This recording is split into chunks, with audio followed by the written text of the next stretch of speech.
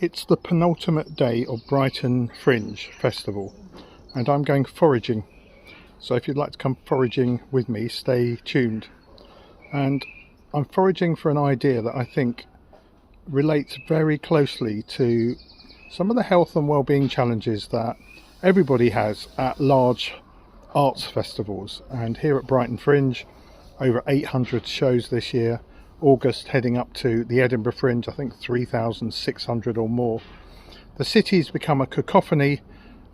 Families go to see stuff crammed into tiny little hotel rooms.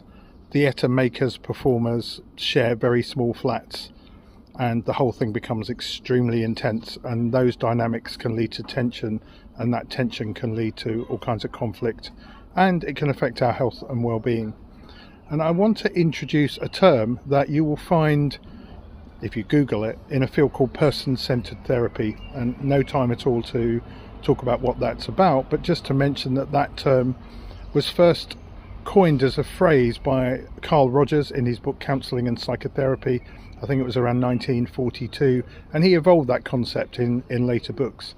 So you can look up person-centered therapy if you want, and I'm sure a lot of person-centered therapists will be outraged that I'm pulling out a very small aspect of a very big body of work and practice and foraging for it and using it. But there you go, I'm a forager. And person-centered therapy has a number of kind of core conditions for therapy to work, and one of them I think is like a foundational one is unconditional positive regard.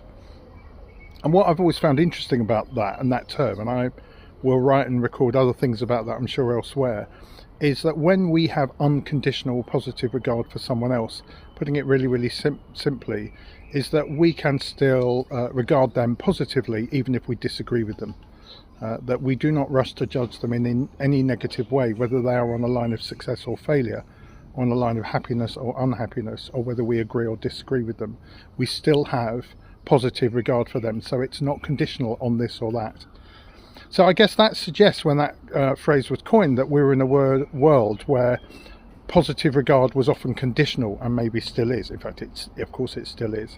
So let's just look at what that might look like at something like a busy, noisy, high-tension fringe festival, but also, of course, elsewhere in our lives too. What are some of those conditions that make positive regard for somebody else conditional? One of them is, I will only regard you positively if you agree with me. That's the obvious one. And if you don't, then I'm regarding you in some negative way, judging you harshly. I might storm off away from you. I might say you're a less valuable person, that I don't want to be your friend. There's lots of ways it can express. But when I disagree with you, my regard for you becomes less positive. A second one, particularly at the Fringe, is I disagree with you, and therefore my regard for you is negative because you won't do something for me. I want something to happen, you've got a different view. I'm asking you to do something, you won't do it. I've got a particular way of doing something and you do it differently. So compliance with what we want rather than just what we think is another form of conditional positive regard. And literally in Edinburgh, people don't talk to each other, they minimise, they might tease, they might even bully. And there are big issues at that, both in the physical world and online these days. A third one, which is just to do with the real financial tensions that go on at places like the Edinburgh Fringe, actually is I have negative positive regard for you if you won't pay for something. Essentially, if you won't give me money, if you won't fund us. It shows in lots of other ways, which are around disagreement, which is I have negative regard for you as a reviewer because you've written something critical about our show. And so that makes you somehow a less valuable person. And some of the insults at the Edinburgh Fringe really demonstrate that negative regard. So conditional positive regard, a bunch of things have to be met, conditions for me to regard you positively. And I have talked before about that manifests also in the confusion of two lines. They can be like binary lines, but you could be anywhere along them. And I invite you to recognize whether this is true for you. And I call them lines of agreement and disagreement, and lines of approval or disapproval. And it can happen in relationships, it can happen in theatre companies, it certainly happens at the Fringe. And I think they're supposed to mostly be different. So the simple idea around that is we can be strongly agreeing, strongly disagreeing with something someone's saying, doing, their feelings about something. and it ought to be possible to completely disagree with somebody's view and still approve of them as a human being. And unconditional positive regard moves, of course, fundamentally, foundationally in that direction as a kind of way of being, and in therapy a way of practice. And actually in person-centered therapy there are a bunch of other conditions. As I say, people might be a bit worried in that field that I'm pulling one out as if it's separate, and it's not. It's tied into a practice in that particular field, and I acknowledge that and respect it. But I'm foraging. So I disagree with you, so I disapprove of you. And if somebody wants your approval, and that could be, you're the director, you're their employer, you're in a relationship with them, and they don't like being disapproved of, is the only way that they can start to become approved of by you is to agree with you. And you can imagine what all the problems are around that. And it can create a real sense of incongruence, a gap between what you really feel and how you're having to behave just to get that approval. And that's one of the control mechanisms people have always used. It's a power play. It can also be, of course, that I completely agree with you, but I disapprove of you. And that can sometimes be simply in the dynamics that somebody feels they lose respect for you because you've just agreed too quickly. And actually what they want from you is for you to think more deeply and challenge them. And that can get very difficult because you can end up with mind games and people don't know where they're at. But essentially, when lines of disagreement get confused with lines of disapproval, we're in a place where it's impossible to have a positive regard for somebody, and it becomes a conditional form of positive regard. I will only approve of you as a human being if you agree with me. And I think that plays out a lot at the Fringe, certainly here running Fringe Review as reviewers, and certainly seeing and hearing conversations around, we got a 2-star review from that idiot, we're going to ban them from our show.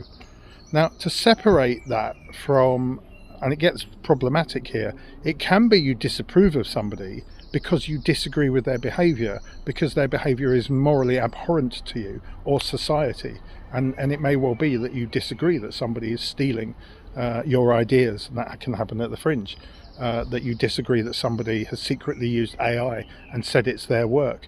It can simply be that you're noticing in a group that there's bullying going on, and of course you disagree with what somebody's saying because you know that they're bullying somebody. So that I think there are definitely healthy conditions, particularly when we're all under pressure at something like a Fringe festival, to have very, very clear moral self-awareness and to be able to express your disapproval. But once again, in terms of a positive regard, it's possible to disapprove of a behaviour and to call that out while still holding positive regard for a human being. And you might notice that, like most of us, we're just in trouble and we might just need help. And sometimes we're in a lot of trouble, and that is evidenced by the behaviour. So having unconditional positive regard for a person doesn't necessarily mean you have to, of course, agree with their behaviour. And you can disapprove of and disagree with that behaviour without disapproving of a human being.